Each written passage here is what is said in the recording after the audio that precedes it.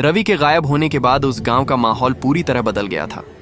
कोई भी अब उस हवेली की तरफ न जाता, न उसका नाम लेता। बच्चों को डरा दिया गया था।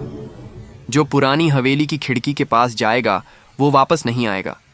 लेकिन डर के साथ साथ जिज्ञासा भी कभी मरती नहीं। 3 महीने बाद एक रात गांव की स्कूल टीचर मीरा अपने घर की खिड़की से बाहर देख रही थी।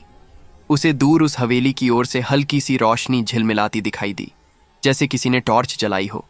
उसने सोचा कोई मजाक कर रहा है, मगर रोशनी लगातार टिमटिमा रही थी, बिल्कुल उसी तरह जैसे रवि की टॉर्च करती थी। सुबह होते ही मीरा ने पुलिस को बताया। डर के बावजूद वह खुद भी उनके साथ हवेली में गई। हवेली वैसी ही थी, टूटी हुई दीवारें, धूल और सीलन की गंध, और वो खिड़की, वही टूटी हुई खिड़की जिससे कभी आत्मा झांकती थी। लेकिन इस बार कुछ अलग था।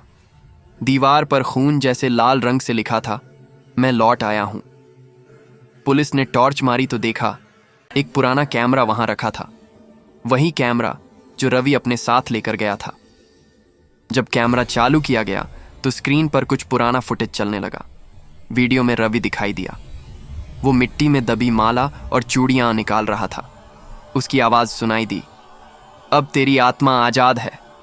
लेकिन तभी पीछे से हवा का तेज झोंका आया और लाल साड़ी में वही औरत वहां प्रकट हुई। मगर इस बार उसके चेहरे पर डर नहीं, एक शांति थी।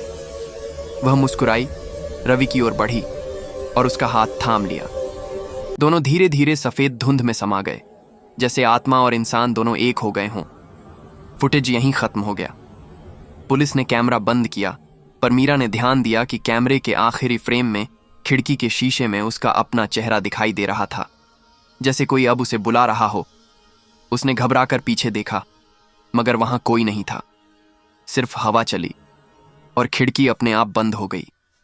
अगले दिन गांव में चर्चा थी कि रात को फिर उस हवेली की खिड़की धीरे धीरे खुली थी, और इस बार उसमें से एक महिला की परछाई दिखी, जो लाल साड़ी में नहीं बल्कि नीली साड़ी में थी। गांव वालों का कहना है अब वो आत्मा नहीं, मीरा थी।